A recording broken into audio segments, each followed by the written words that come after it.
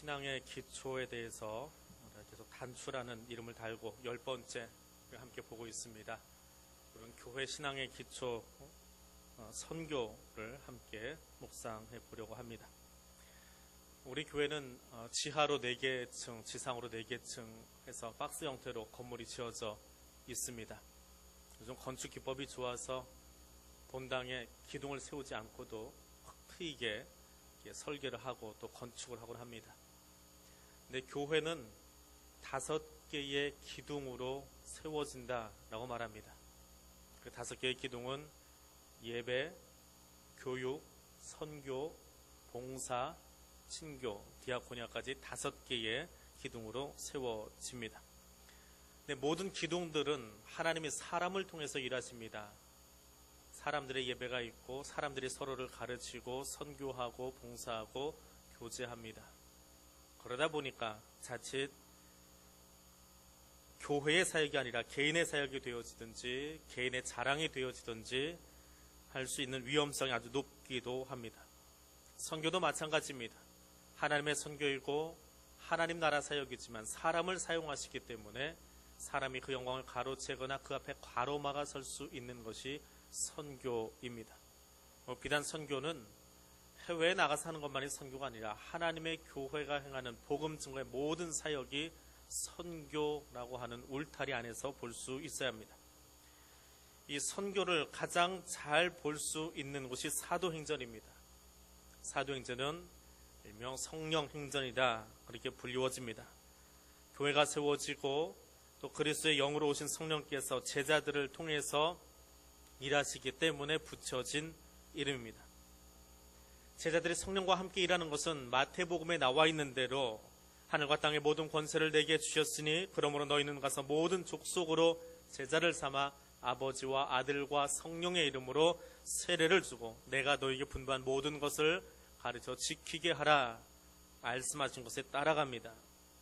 특별히 사도행전은 또 사도행전의 초반부는 누가복음과 연결되어 있는 것을 보여주면서 시작합니다. 데오빌로여 하나님께 사랑받는 자라고 하는 뜻입니다.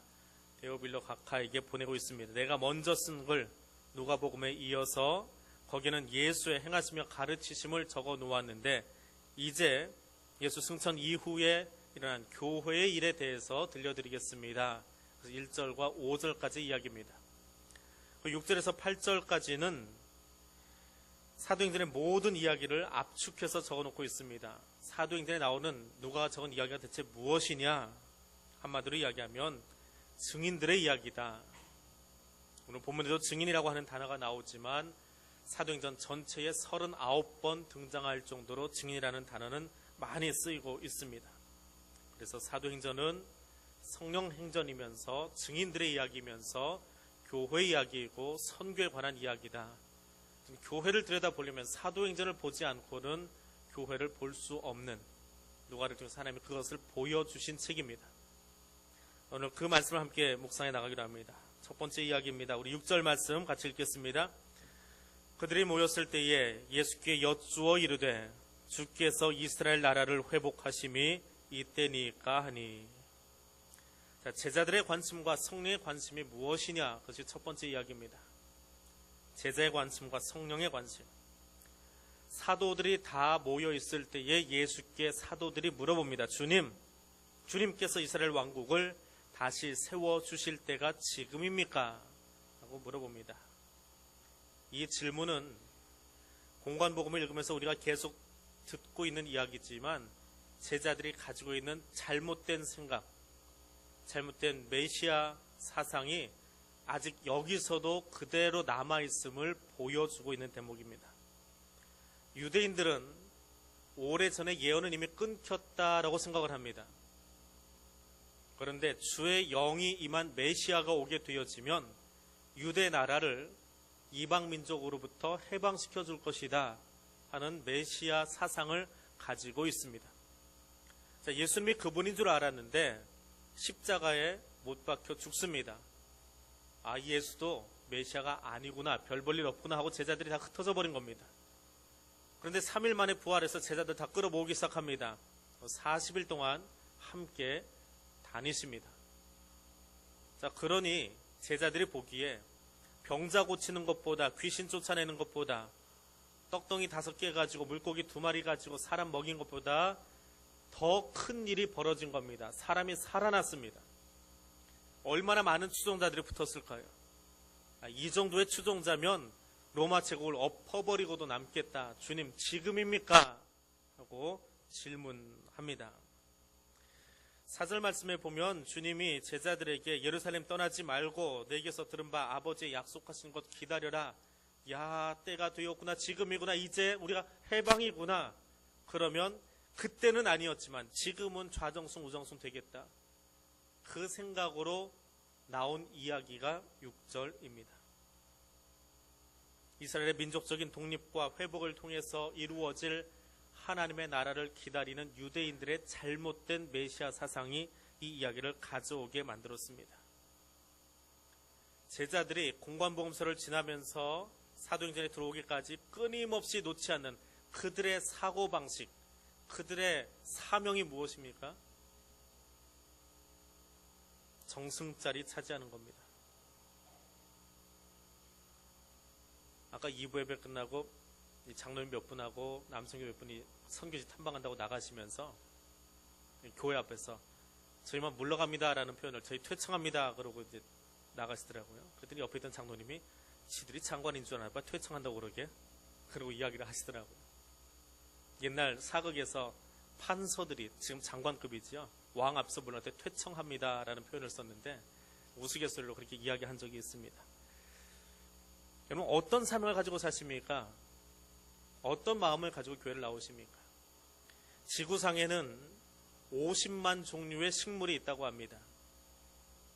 그런데 그 많은 식물 중에서 쓸모없는 식물은 없습니다.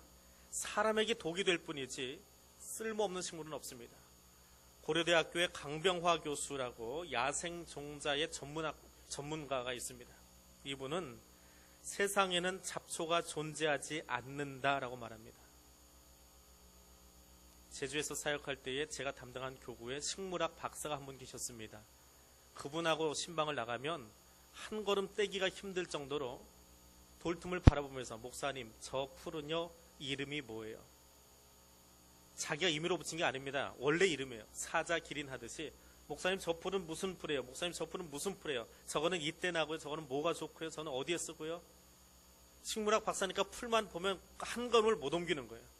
근데 아파트 옆동에서 옆동만 가면 되는데 그게 10여 분이 걸립니다. 그게 당신 사명이거든요.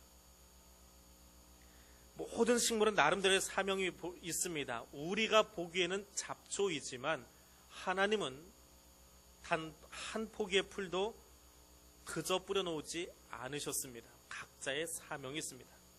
한낱 미물도 그러할진데 사람은 그리스도인은 어떠하겠습니까? 모세의 기도처럼 짧은 인생을 사는 우리들이지만 그 인생 속에서 내가 평생에 붙잡아야 될 사명, 일이 무엇입니까? 모든 일의 일꾼은 3종류가 있다고 합니다. 첫 번째 일꾼은 자기를 위해서 일하는 사람입니다. 두 번째 일꾼은 일을 위해서 일하는 사람입니다. 세 번째 일꾼은 하나님을 위해서 일하는 사람입니다. 사명자는 누굽니까? 하나님의 나라를 위해서 일하는 사람입니다. 본문 6절의 제자들은 자기 자신을 위해서 일하려고 했던 사람들입니다. 여전히 메시아가 오시면 내가 한 자리 차지하겠다라고 하는 복음서에서 이어져 오던 그들의 잘못된 생각을 아직 버리지 못한 사람들입니다. 키에르케고르가 신학생 시절에 22살에 그의 일기에 적었던 내용입니다. 온 천하가 다 무너지더라도 이것만은 꽉 붙들고 놓을 수 없습니다. 내가 이것을 위해서 살고 이것을 위해서 죽을 수 있는 나의 사명을 발견하고 싶습니다. 이것이 무엇입니까? 그리스도인들이 가져야 될 이것. 성경에 이미 답이 있습니다. 사도 바울은 이렇게 말합니다. 살아도 주를 위하여 살고 죽어도 주를 위하여 죽나니 사나 죽으나 주의 것이로다. 성령 하나님의 관심으로 채워져서 나의 관심이 아니라 하나님이 나를 통해서 하고자 하시는 그 관심으로 채워져서 살아가는 여러분 될 수 있기를 원합니다. 두 번째로 하나님의 비밀을 맡은 자로 살아가시기 바랍니다. 하나님의 우리를 향한 관심, 우리에게 위임해 주신 것, 내 생각으로 내 마음대로 살라는 것이 아닙니다. 그건 사사기입니다. 주님의 대답 속에 드러나 있습니다. 때와 시기는 아버지께서 자기 권한에 두셨으니. 제자들은 자꾸 때를 물어봅니다. 언제입니까? 그것이 자기의 사명이고 자기의 관심이기 때문에 그렇습니다. 주님은 이야기하십니다. 재림의 때는 나도 알지 못한다. 내 아버지만 아신다. 라고 말씀하십니다. 부활하신 주님을 바라보고도 제자들의 관심은 현실적인 문제였습니다. 이스라엘의 구원, 이스라엘의 해방, 이스라엘의 독립에만 관심이 있었습니다. 비단 제자들만 그런 것 아닙니다. 오늘 우리도 똑같습니다.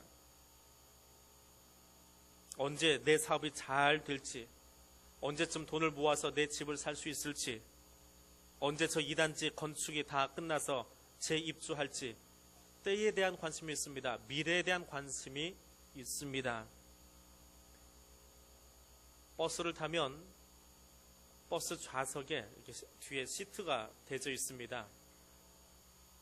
모든 버스가 다 그런 것은 아닌데요. 버스 좌석에 보면 철학관을 안내해주는 광고가 붙어 있습니다. 당신의 미래가 궁금하십니까? 알려드리겠습니다. 철학관 전화번호가 적혀 있습니다. 그럼 그 비싼 버스 시트의 광고석에 어떻게 철학관의 광고가 실릴 수 있습니까? 사람들이 그것에 관심이 더 많기 때문에 그렇습니다. 비단 제자들만 그런 것이 아니라 세상의 모든 사람들은 미래에 관심이 있는데 불분명한 그 미래를 어떻게 하면 좀 더 알 수 있을까라는 것에 관심이 있다 보니까 현혹하는 광고들이 버스 뒷좌석에도 붙어 있는 겁니다. 주님은 그 제자들에게 이야기합니다. 그것은 너희가 알 바 아니다. 너희는 사명으로 살기를 원한다 라고 하는 겁니다. 제자들의 사명이 무엇입니까? 세상을 바꾸는 것입니다. 나만 알고 나만 이해받으려 하는 세상 속에서 하나님을 향한 사명을 가지기를 원하고 계시는 겁니다. 편짝이 좋아하고 자기 편이 아니면 등 돌리면서 사는 사람들 속에서 예수 편 들고 하나님 편에 서서 살아가기를 원하고 있는 겁니다. 그런데 교회는 세상을 닮아도 너무 많이 닮아가고 있습니다. 바울이 고린도 교회에 쓴 편지를 들여다보십시오. 바울이 이렇게 적고 있습니다. 여러분은 지금도 육적인 생활을 하고 있기 때문입니다. 여러분이 서로 시기하고 다투고 있으니 여러분은 아직도 육적인 사람이고 세속적인 인간의 생활을 하고 있는 것이 아니고 무엇이겠습니까?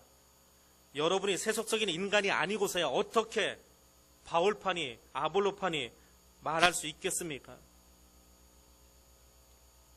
공동번역으로 읽으니까 아주 직설적이고 시원시원하게 번역을 해놨더라고요. 세속적인 사람이니까 교회에서 파당 짓고 있는 겁니다.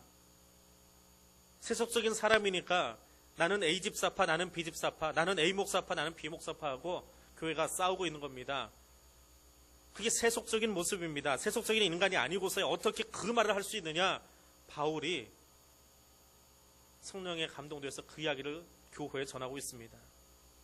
바울은 그리스도의 일꾼임을 강조하면서 나는 내가 해야 될 일만 했을 뿐이다 라고 말합니다. 나는 심었을 뿐이고 아볼로는 물을 주었는데 정작 자라게 하신 것은 하나님입니다. 아무리 씨를 갖다 놓고 아무리 물을 잘 주었어도 하나님이 그 밭에 함께하지 않으시면 그 씨앗은 자라나지 않습니다. 그건 내 자랑이 아닙니다. 내가 좋은 씨를 골라서 내가 날마다 내 텃밭에 물을 주어서 좋은 작물이 나온 것이 아닙니다. 자라게 하신 것, 언제 열매가 나올지 모르지만 그것을 자라게 하신 것은 하나님이십니다. 중요한 것은 지금 내가 심고자 하는 씨가 하나님의 예수 그리스도의 십자가 복음이라는 사실을 기억하고 그것을 심는 일입니다. 교회의 선교는 바울의 이름을 심거나 아볼로의 이름을 심거나 무디 목사의 이름을 심거나 김 목사의 이름을 심으면 그건 실패한 겁니다. 아니, 그건 교회의 선교라고 말할 수 없습니다. 그건 잘못된 겁니다. 교회는 예수 그리스도의 복음만 심는 것입니다. 오늘 우리 교회도, 별내 세워진 교회도, 볼리비아에도 예수의 십자가 복음이 심어져야지, 거기에 한 개인의 이름이 심어지면 그것은 더 이상 교회가 아닙니다. 그건 NGO입니다. NGO 단체입니다. 교회는 예수 그리스도의 십자가 복음만 심을 수 있어야 합니다. 그 십자가의 비밀을 맡은 사명자들로 사시기를 바랍니다. 세 번째로 선교의 사명자로 살아가실 수 있기를 원합니다. 8절 말씀 같이 읽겠습니다. 오직 성령이 너에게 임하시면 너희가 권능을 받고 예루살렘과 온 유대와 사마리아와 땅끝까지 이르러 내 증인이 되리라 하시니라. 아멘. 예수님은 미래에 관심이 많았던 제자들에게 전적인 위임의 명령을 내리십니다. 이 땅의 모든 교회와 그리스도인들에게 주어진 사명입니다. 이 말씀 속에는 말씀을 주시는 한 인격체가 등장하고 하나의 힘이 등장하고 하나의 계획이 등장합니다. 교회 활동의 근본 권위는 예수 그리스도의 인격이 있습니다. 그리고 교회의 사역은 성령의 능력 안에서 행하여지는 것입니다. 예수의 이름으로 명령되어지고 성령의 함께하심으로 진행되어지는 그 계획이 무엇이냐 하면 땅끝까지 하나님 나라 전하는 것입니다. 그것이 교회의 유일한 사명입니다. 예수 그리스도의 십자가 복음을 맡은 사명자는 하나님 나라 복음을 전하는 데만 초점을 맞추고 살아가야 합니다. 그것이 그리스도인이고 교회입니다. 교회가 나아가야 될 길을 제시해 주시고 능력을 부여하시는 것은 성령 하나님이십니다. 교회의 사명, 증인의 사명은 성령과 함께 함으로 이루어지는 겁니다. 성령이 누구를 위해서 일하십니까? 성령 충만한 사람에게 속해서 그를 위해서 일하십니까? 그렇지 않습니다. 하나님의 선교는 성령 충만한 개인이 하는 것 아닙니다. 특별한 교회가 하는 것 아닙니다. 선교는 하나님의 비밀을 맡은 사람, 말씀을 맡은 사람이 성령의 능력에 이끌려서 세상에 나아가 하는 사역이 선교 사역입니다. 그 사명을 감당하는 사람을 증인이라고 말합니다. 그래서 선교는 증인이 필요합니다. 그래서 사도행전은 증인들의 이야기입니다. 39번이나 그 단어가 등장할 만큼 증인들의 이야기입니다. 원래 이 증인이라는 단어는 법정 용어입니다. 법정에서 이 사람에게 범죄가 있습니다라고 증거해 주는 사람을 이야기했습니다. 그런데 신약에 와서는 이 증인이라는 단어가 예수 그리스도의 복음을 전하고 있는 사람, 그들에게 증인이라는 단어를 썼습니다. 영어 단어 가운데 마터라고 하는 단어가 있습니다. 순교자라는 뜻입니다.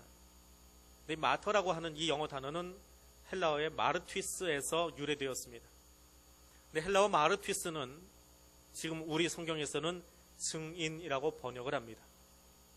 바꿔 말해서 증인이라고 하는 단어는 순교자적인 사명을 가지고 순교자적인 마음을 가지고 예수를 위해서 예수에 의해서 예수에 관한 모든 것을 증거하는 사람이 증인입니다. 내가 살아나려고 일하는 것, 그것은 증인의 삶이 아닙니다. 예수를 위해서 죽을 각오하고 일하는 것, 예수를 위해서 사는 것, 예수에 관한 모든 것을 증거하는 삶, 그것이 증인입니다. 무엇보다 중요한 것은 오늘 본문 속에서 예수님은 오직 성령이 너희에게 임하시면 너희가 증인이 되었다라고 말하지 않았다는 겁니다. 본문을 들여다보니까 오직 성령이 너희에게 임하시면 내 증인이 되리라 라고 이야기합니다. 성령이 임하시면 증인이 되어가는 것입니다. 말씀을 듣고 설교 시간에 아멘하고 고개 끄덕이고 기도하고 나가면 증인으로 사십니까? 아니에요. 은혜는 받은 것 같은데 증인의 삶을 살지 않습니다. 왜 그렇습니까? 용기가 없어서요? 전도를 해보지 않았어요? 그렇지 않습니다. 답은 한 가지입니다. 성령이 함께하지 않기 때문에 그렇습니다. 1장 8절의 말씀을 듣고 제자들이 명령을 들었음에도 불구하고 제자의 사명보다는 성령의 관심보다는 내 관심, 자리 욕심. 왜요? 성령과 함께하지 않기 때문에. 사도행전 2장에 가서 그들이 성령의 체험을, 성령 임재를 경험하고 나서야 비로소 그들이 성령과 함께하면서 증인의 이야기를 써내려가기 시작합니다. 그래서 1장 8절은 미래형으로 쓰여져 있습니다. 오직 성령이 너에게 임하시면 너희가 증인이 되어질 것이다 라고 하는 미래형입니다. 그 성령과 함께하는 사람 될 수 있기를 원합니다. 제자 훈련을 잘 받은 사람이 하거나 교회가 하는 것 결코 아닙니다.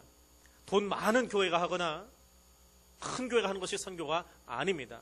선교는 모든 교회가, 모든 하나님의 사람들이 순교자의 마음을 가지고 내가 아는 예수, 내가 만난 예수를 증거하고 살아가는 것이 선교입니다.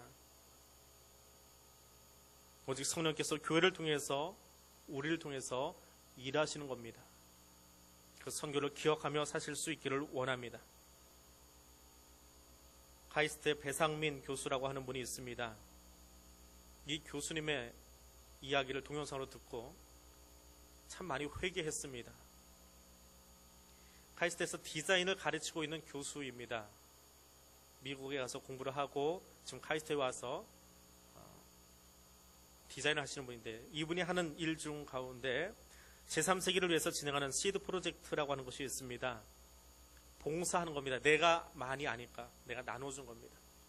전 세계 인구 가운데에 하루에 10불을 사용할 수 있는 사람이 얼마나 될까요? 10불이면 우리나라 돈 한 10,000원 정도 됩니다. 전 세계 인구 가운데 10%가 하루에 10,000원을 쓸 수 있다고 합니다. 그럼 한 끼 식사 얼마짜리 하십니까? 전 세계 인구 가운데에 대학 문턱을 밟아본 사람이 1%라고 합니다. 나머지 99%는 제대로 된 교육을 받지 못하고 10불도 쓰지 못합니다. 그 10불을 쓰지 못하는 90%의 사람들 가운데의 80%, 전 세계 인구의 70%는 하루에 2,000원도 쓰기 힘들다고 합니다. 2불을 쓰기가 힘들다고 합니다. 그래서 나온 것이 시드 프로젝트라고 합니다. 내가 배운 것, 내가 가진 것, 그것을 그들에게 나누어 준다라고 하는 겁니다. 씨를 심는 겁니다. 나누어 주되 퍼주는 것이 아니라 씨앗처럼 심어가자라고 해서 시드 프로젝트라고 합니다. 그러면서 소개된 것이 케냐의 마사이족 이야기입니다. 그 마사이족을 돕는 이야기를 들으면서 교회 선교가 이 정도는 돼야 하지 않을까라는 생각을 해보았습니다. 이 배 교수님이 카이스트에 있는 자기 학생들을 데리고 케냐로 나갔다고 합니다. 케냐에 가서 마사이족과 함께 한 달여를 같이 살면서 생활을 했다고 합니다. 그러면서 철칙으로 지키는 것이 그 마사이 부족의 자존심을 지켜주고 그들의 전통과 문화를 존중해주고, 그리고 그들이 가지고 있는 문제를 그들이 가지고 있는 토양 속에서 끌어내어서 그 물건으로 그들이 만들어서 해결해 나갈 수 있도록. 근데 제일 큰 문제가 뭐냐 하면 물의 문제입니다. 강연을 하시면서 교수님 이야기가 5년 동안 비가 오지 않았답니다. 5년 동안 비가 안 왔어요. 땅이 쩍쩍 갈라집니다. 마사이족이 왜 잘 뛰어다니는지 아십니까? 키가 190입니다. 마사이 신발을 신어서 그런 게 아니고 물 찾아 뛰어다니니까 그렇게 잘 뛰어다니는 겁니다. 근데 물을 발견하면 그 물이 오급수랍니다. 오급수가 어떤 물이냐면 똥물이에요. 그 똥이 떠있는 물이 오급수랍니다. 근데 그 물을 발견하면 마사이족은 동물들을 데려다 먼저 먹인대요. 동물들이 물을 먹을 때 그냥 먹지 않는답니다. 휘젓고 몸도 좀 풀고 거기다 응아도 하고 그렇게 물을 먹고 떠나면 그걸 휙 저어가지고 아이들과 어른들이 같이 물을 먹는답니다. 다른 건 다 따라해도 한국 사람이 거기 가서 그거 먹으면 죽는답니다. 중금속이 들어가 있고 물이 너무 심한 오염이 되어 있어서. 근데 그들은 그걸 먹고 어릴 때부터 서서히 죽어가는 겁니다. 그래서 그 물을 정화시켜주기로 작정을 하고 그들이 가지고 있는 토질에서 재료를 구하고 자연 속에서 받침대를 구해서 정수기를 만들었어요. 한국에는 W 제품이 아니고요. 왜? W 제품을 갖다 주면 우리 것 수출하는 게 되니까. 도와주긴 하지만 수출하는 거잖아요. 매번 사가야 되잖아요.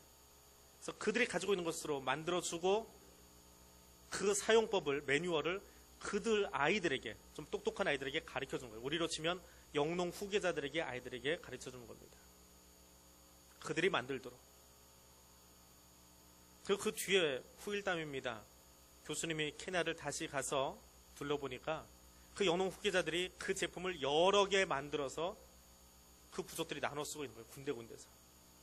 교수님이 갔는데 마사이족이 보기 우리나라 사람들은 키가 짜리몽땅입니다. 자기네들 키가 190이니까 저 같은 사람 봐도 이 키가 작지요. 마사이족은 그 큰 키에 얼굴이 요만하답니다. 근데 한국 사람은 수박만 하대요. 그래서 귀여운 막내 아들 뭐 그렇게 부른답니다.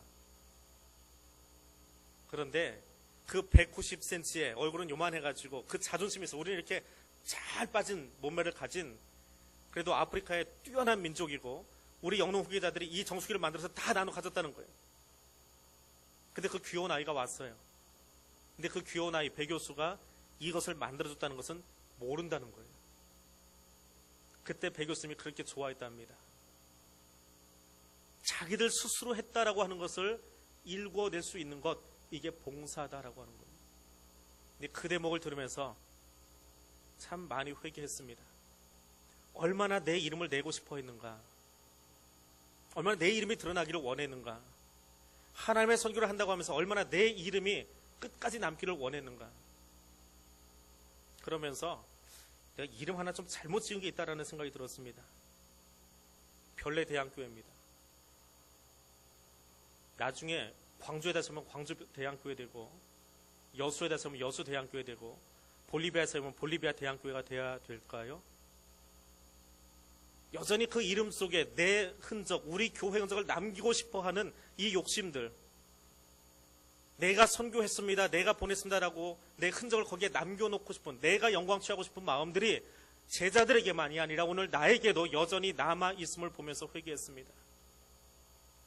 세상에 디자이너로 살아가는 한 사람도 자기 이름이 드러나지 아니하고 마사이족의 자신들의 자존심을 세울 수 있도록 그렇게 도와준 것이 진정한 봉사라고 이야기하면서 씨를 심고 있는데, 교회는 여전히 내 이름을 드러내기를 원하고 거기에 나의 이름이 남기를 원한다고 한다면 그것이 하나님의 선교냐, 아니면 대양교회 선교냐, 아니면 개인의 선교냐라고 하는 것입니다. 그래서 그 이야기를 듣고 참 많이 회개했습니다. 다시는 그 일 안 해야 되겠다. 세상 사람마도 못한 일을 우리가 하면서 그래서 하나님의 선교라고 말한다면 우리는 실수하고 있는 겁니다.